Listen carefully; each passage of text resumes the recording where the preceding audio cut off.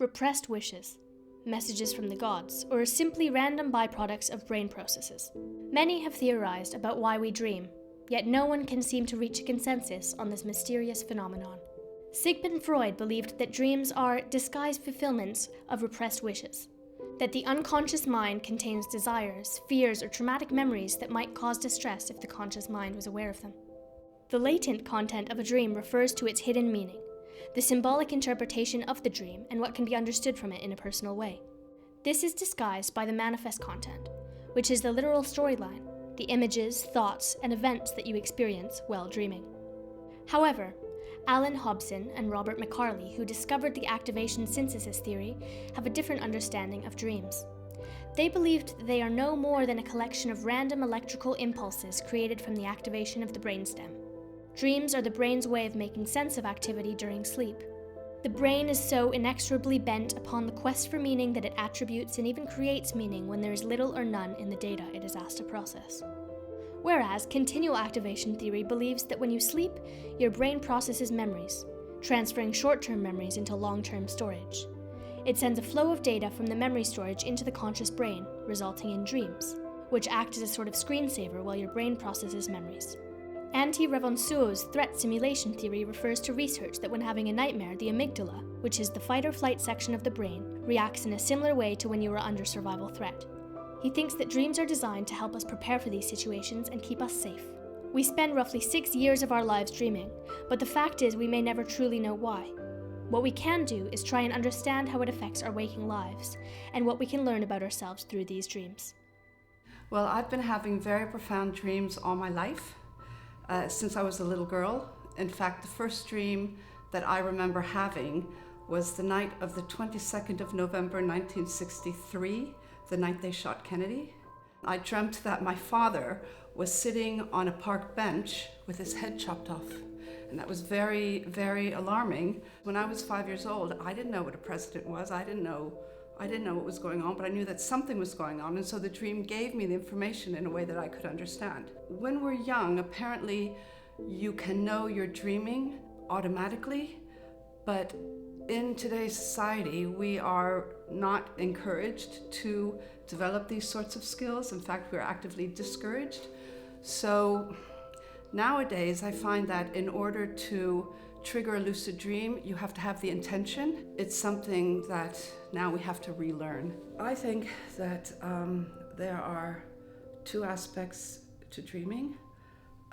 One is the activity of our brains, which scientists say is to consolidate learning. So I think that that's one way that dreams are formed. But then I also have this spiritual idea about dreams based on my own personal experience, whereby our consciousness is separate to our bodies. So at night, it just has a life of its own, and it goes off and does things. And so sometimes we come back with images from there, from those experiences. I'm walking down a lane. I don't realise I'm in the dream until I see the fox. It crosses the end of the lane like it's a road. I slowly back up until my back hits the gate.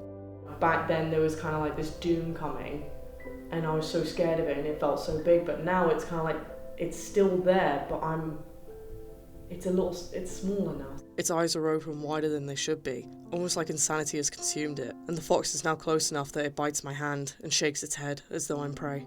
I do feel that other people might communicate to you through your dreams, because I've had many times where I've had people communicate to me through my dreams, whether they've passed or not. I one time, I split up with someone, and it never really felt like it was finished.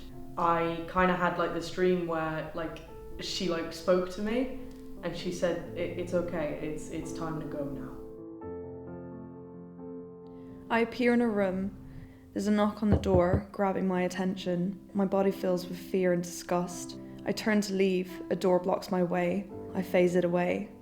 Behind every door I go through, there's more knocking. Behind every wall, more banging. Yeah, the dream definitely correlated to my life at the time. I'd gone through a really traumatic experience, and it related exactly to that feeling of not being able to escape. I eventually transport to somewhere completely different. I don't know where I am, but I feel safe. Then I see a figure approaching me. No matter how fast I run or how far I travel, I can't stop the blurred figure from finding me.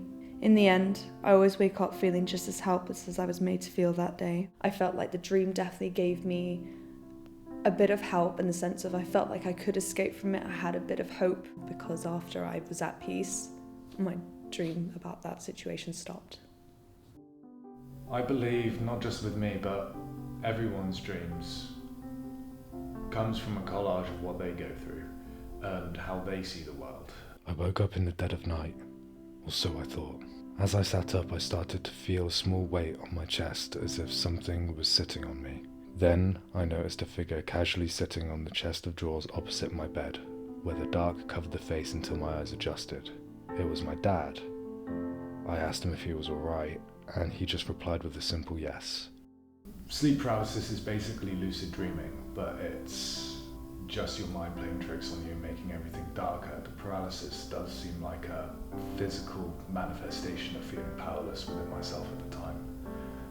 It deteriorated my mental health bit by bit, and it fed on my fears of betrayal and ones around me, and I pushed a lot of people away, and I wouldn't see my family a whole lot, and I regret that a lot.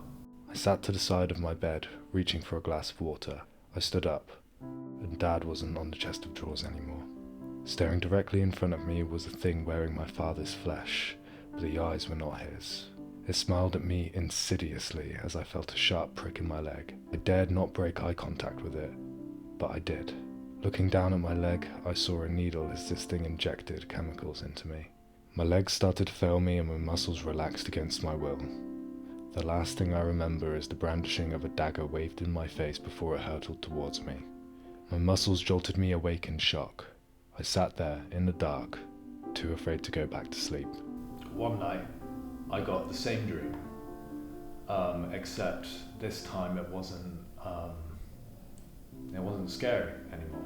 As soon as I started making a joke out of it and didn't let it feed on my fears, it wasn't so bad anymore. It's as if I existed only to move, rolling like time stopped still in a space of total silence.